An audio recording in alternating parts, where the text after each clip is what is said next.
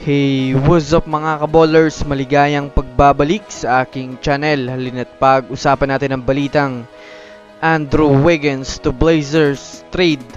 Blockbuster trade na ng Warriors. At ang balitang LeBron James natutuwa kay Bronny James. Tara na't pag-usapan natin yan dito sa Basketball Hot Shots.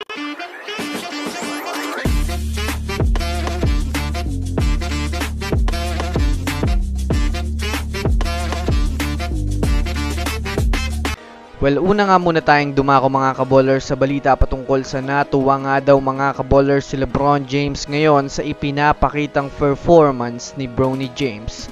Nang mga nakaraan nga po mga kaballers ay marami ang nadismaya sa naging performance ni Bronny James dahil na rin mga kaballers ay hindi nga po siya nakakapagtala ng puntos sa kanyang mga naging laro.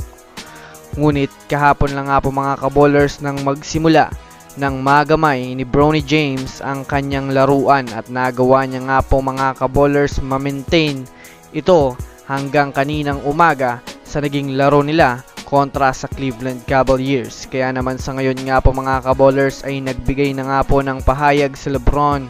Mga kaballers, ayon nga sa kanyang panayam, natutuwa nga daw siya mga kaballers sa nagiging performance ni Bronny James na unti-unti na nga daw siyang nagkakaroon ng kumpiyansa sa kanyang sarili, kaya hangad nga daw ni LBJ na pag-igihan niya ng mabuti ang kanyang laro sa mga susunod pa.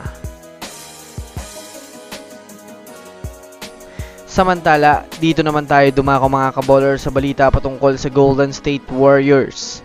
Matapos nga po mga kaballers na mabigo ang Warriors sa pagkuha kay Lauri Markkanen, ay sa kasalukuyan nga po mga kaballers ay mayroon na naman nga po sa ngayon ang inilabas na balita ng Warriors Insider na si Tim Kawakami. Ayon nga po dito mga kaballers ay mayroon nga daw mataas na value ngayon itong si Andrew Wiggins na maaaring gamitin ng Warriors na pang trade para makakuha ng superstar ngayong off-season.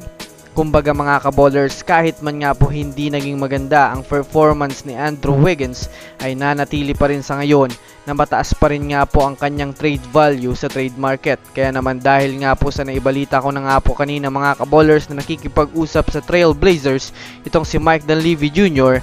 para makuha si Jeremy Grant, ay masasabi nating maaari rin nila ito gamitin mga kaballers si Wiggins bilang pang-akit sa Trail Blazers, lalo pat kinakailangan rin nga ng Blazers ngayon ng isang defender sa kanilang team para sa susunod na season. Ano sa tingin nyo mga kaballers? I-comment nyo na yan sa ibaba. So that's it for today's video mga kaballers. Yun lang ang ating pag-uusapan sa ngayon. Pindutin ang subscribe and hit nyo na rin ang notification bell para sa mga susunod na update sa mundo ng basketball. Again, this is Basketball Hot Shots.